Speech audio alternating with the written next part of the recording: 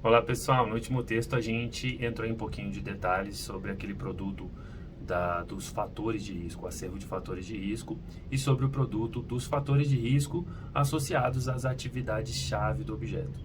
Bom, nesse texto agora, a gente vai entrar em um pouquinho mais de detalhes sobre a própria sintaxe do risco, né, que são os riscos que a gente vai colocar lá naquele acervo de riscos.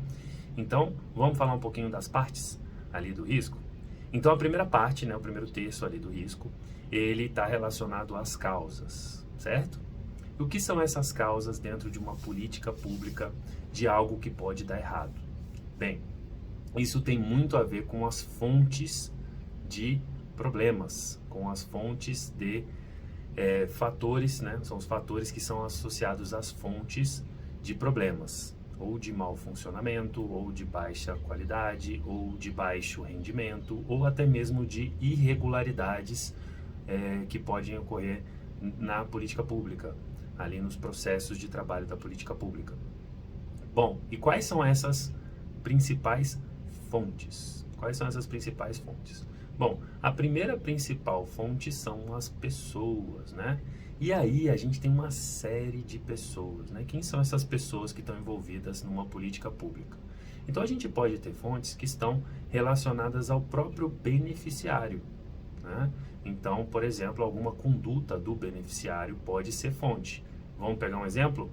Vocês se lembram que quando o auxílio emergencial foi colocado ali como uma das medidas, né, contra a Covid, muitas pessoas acabaram prestando declarações falsas para que se enquadrassem ali dentro, ou até mesmo foram incluídas automaticamente, apesar de não serem enquadradas dentro do público do auxílio.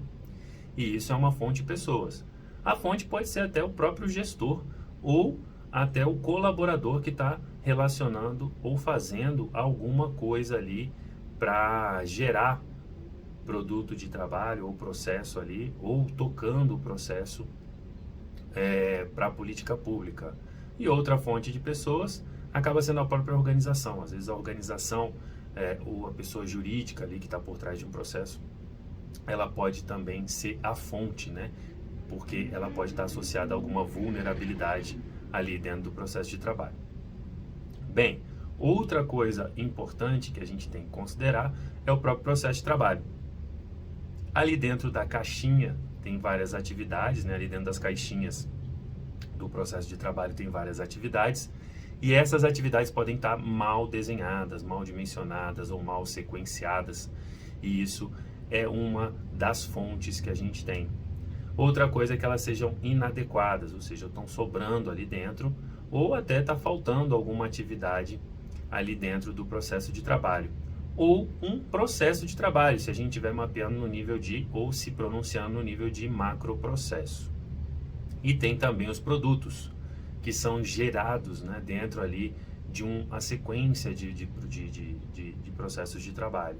Que produtos são esses? Pode ser um contrato, um produto intermediário, pode ser uma ordem de serviço.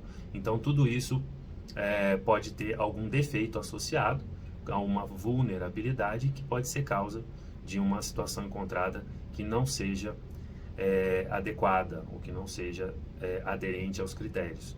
E a gente tem, por último, tecnologia. Tecnologia hoje tem sido fonte de solução, mas também fonte de problema, principalmente quando a tecnologia é defasada, ou ela não existe, ou ela não é aplicada, ou se os processos são manuais. Então, tudo isso pode ser uma fonte ou vulnerabilidade.